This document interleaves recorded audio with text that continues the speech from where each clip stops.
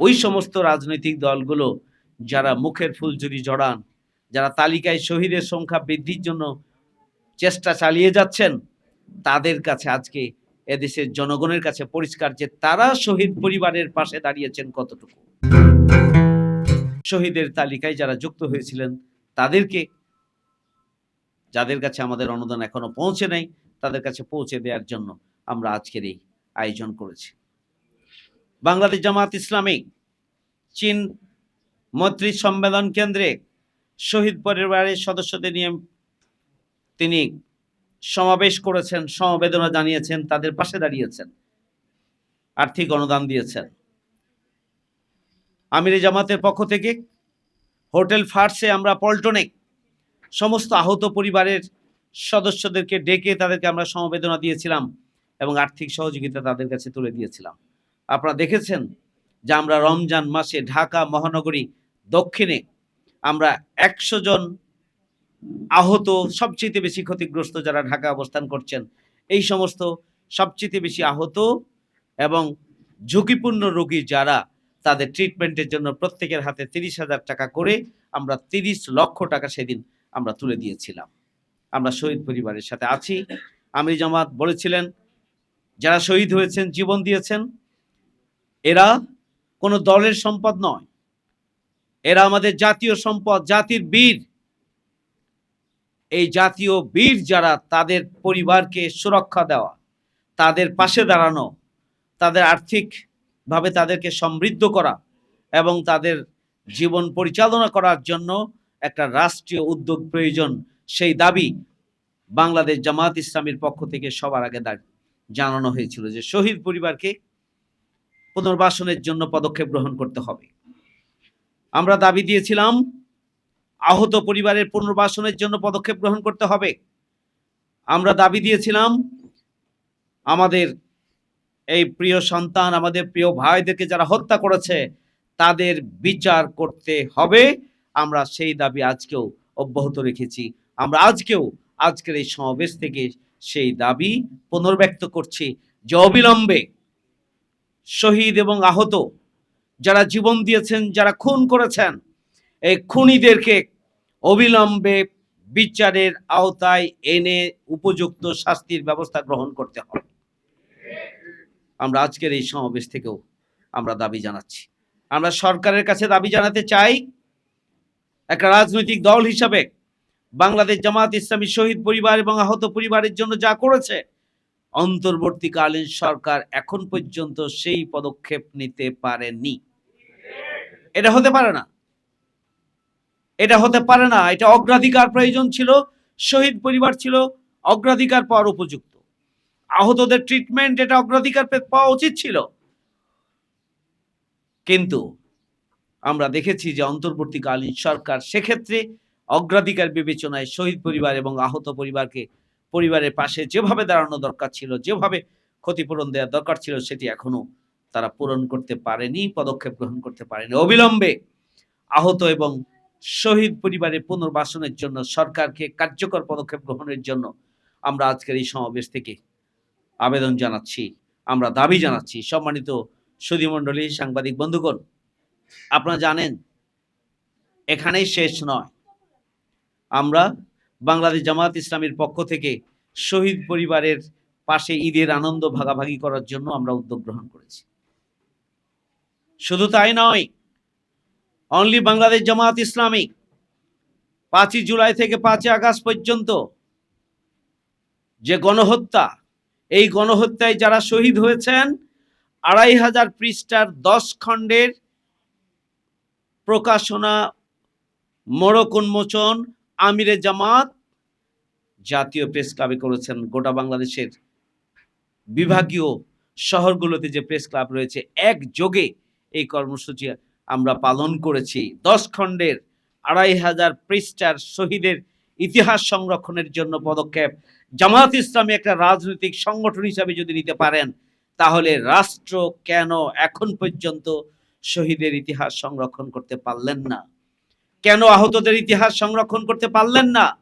এবং কেন তাদের পুনর্বাসনের জন্য পদক্ষেপ গ্রহণ করতে পারলেন না? আজকে এটা আমাদের কাছে অনেক বড় প্রশ্ন। আমি অবিলম্বে শহীদ এবং আহতদের ইতিহাস সংরক্ষণের জন্য এবং প্রত্যেকটি ঘটনার ইতিহাসগুলোকে সংরক্ষণ করার জন্য রাষ্ট্রের পক্ষ থেকে অতি দ্রুততম সময়ের মধ্যে কার্যকর পদক্ষেপ গ্রহণের জন্য আমি সরকারের প্রতি দাবি জানাতে চাই। আজকে বাংলাদেশে তো আরো রাজনৈতিক দল আছে। আমরা জনগণের জন্য রাজনীতির কথা বলি, আমরা মানুষের জন্য রাজনীতির কথা বলি, আমরা 18 কোটি মানুষের জন্য রাজনীতির কথা বলি, আমরা শহীদদেরকে নিজের দলের শহীদ হিসেবে দাবি করে আমরা স্টেটমেন্ট দিই। কিন্তু ওই সমস্ত রাজনৈতিক দলগুলো যারা মুখের ফুলঝুরি জড়ান, যারা তালিকায় শহীদের সংখ্যা বৃদ্ধির জন্য চেষ্টা চালিয়ে যাচ্ছেন, তাদের কাছে আজকে এদেশের জনগণের কাছে পরিষ্কার যে তারা শহীদ পরিবারের পাশে দাঁড়িয়েছেন কতটুকু, তারা শহীদ পরিবারকে কতটুকু সহযোগিতা করেছেন, তারা আহত পরিবারকে কতটুকু সহযোগিতা করেছেন এবং কতটুকু তাদের পাশে দাঁড়িয়েছে।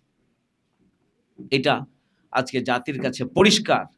রাজনীতি করার প্রয়োজন নেই, মানবিক জায়গা থেকে মানবিক প্রয়োজন পূরণের জন্য শহীদ পরিবারের পাশে জামায়াত ইসলামী প্রথম থেকেই ছিল, এখনো আছে এবং ভবিষ্যতে থাকবে ইনশাআল্লাহ। শহীদদের সম্মানকে, মর্যাদাকে আল্লাহ উচ্চকিত করেছেন।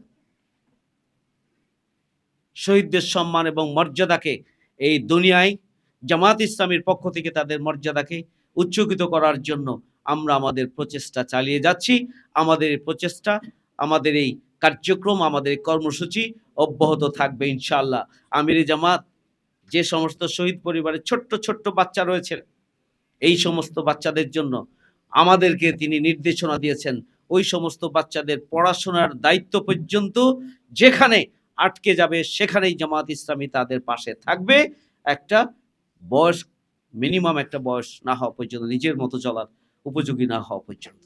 আমরা রাজধানীতে সেই পদক্ষেপ আমরা নিয়েছি এবং আপনাদের অন্যান্য শহীদ পরিবার সদস্যদের মধ্যে যেসব ছোট বাচ্চা রয়েছে এবং যাদের পড়াশোনা অনিশ্চিত বলে মনে করছেন, পরিবারের সেই সমর্থন নেই, তাদের পাশে তাদের লেখাপড়া এবং আগামী দিনে বড় হয়ে বাবা মায়ের সেই স্বপ্ন পূরণের জন্য তাদেরকে প্রস্তুত করার ক্ষেত্রে জামায়াত ইসলামী ঢাকা মহানগরী দক্ষিণ আমরা পদক্ষেপ গ্রহণ করব ইনশাআল্লাহ। আমি শেষ কথা বলতে চাই, আজকে শহীদ পরিবারের বক্তব্য একটাই, যে নির্বাচনের আগে বিচার হতে হবে খুনিদের। শহীদ পরিবারের দাবি একটাই, নির্বাচনের আগে আমাদের সন্তানরা, আমাদের পরিবারের সদস্যরা যে জন্য জীবন দিয়েছেন, একটা নতুন বাংলাদেশ তারা পেতে চেয়েছিলেন, একটা বৈষম্যহীন বাংলাদেশ তারা পেতে চেয়েছিলেন, একটা দুর্নীতিমুক্ত বাংলাদেশ তারা পেতে চেয়েছিলেন, একটা ন্যায় বিচারের ইনসাফপূর্ণ বাংলাদেশ তারা পেতে চেয়েছিলেন, তারা স্বাধীন সার্বভৌম একটা মাথা উঁচু করে দাঁড়ানোর বাংলাদেশ পেতে চেয়েছিলেন। এই ধরনের একটি নতুন বাংলাদেশ বিনির্মাণের জন্য যে সংস্কার প্রয়োজন, মৌলিক সংস্কার প্রয়োজন, সেই মৌলিক সংস্কার সম্পন্ন না করে যদি নির্বাচন হয়, শহীদ পরিবার, আহত পরিবার এবং এদেশের 18 কোটি সাধারণ মানুষ মনে করে, তাহলে আবারও আগামী দিনে ফ্যাসিবাদের উত্থান অনিবার্য হয়ে পড়বে। সুতরাং আমাদের শহীদ পরিবারের স্বপ্ন এবং আকাঙ্ক্ষা, আহত পরিবারের আহতদের স্বপ্ন আকাঙ্ক্ষা, এদেশের 18 কোটি মানুষের যে আকাঙ্ক্ষা, বৈষম্য বিরোধী ছাত্র আন্দোলনের যে আকাঙ্ক্ষা, অবশ্যই মৌলিক সংস্কার সম্পাদন করেই আগামী দিনে জনগণের হাতে দ্রুততম সময়ের মধ্যে দায়িত্ব বুঝিয়ে দেওয়ার জন্য একটা গ্রহণযোগ্য, ক্রেডিবল, সুষ্ঠু একটা নির্বাচনের ব্যবস্থা করতে হবে এবং তারপরে জনগণের হাতে ক্ষমতা বুঝিয়ে দিতে হবে। সংগ্রামী ভাই বন্ধুগণ, এই জন্য রাষ্ট্রের প্রতি আমরা আহ্বান জানাতে চাই। আমাদের আমিরি জামাত বারবার বলছেন, আমরা বারবার বলছি, আমরা খুনিদের বিচার চাই, আমরা মৌলিক সংস্কার চাই, আমরা স্থানীয় নির্বাচন চাই এবং তারপরেই আমরা দ্রুততম সময়ের মধ্যে সরকারের প্রত্যাশিত যে রোডম্যাপ নির্বাচনের, আমরা তারপরেই সেই প্রত্যাশিত সময়ের মধ্যেই আমরা নির্বাচন চাই। সেই প্রত্যাশা ব্যক্ত করে আবারও শহীদ পরিবারের প্রতি আমাদের সমবেদনা ভালোবাসা, শ্রদ্ধা এবং তাদের পাশে থাকার জন্য অঙ্গীকার ব্যক্ত করে আমার কথা এখানে শেষ করছি। আল্লাহ হাফেজ। বাংলাদেশ জিন্দাবাদ। বাংলাদেশ জামায়াত ইসলামী জিন্দাবাদ। আসসালামু আলাইকুম ওয়া রাহমাতুল্লাহি ওয়া বারাকাতুহু।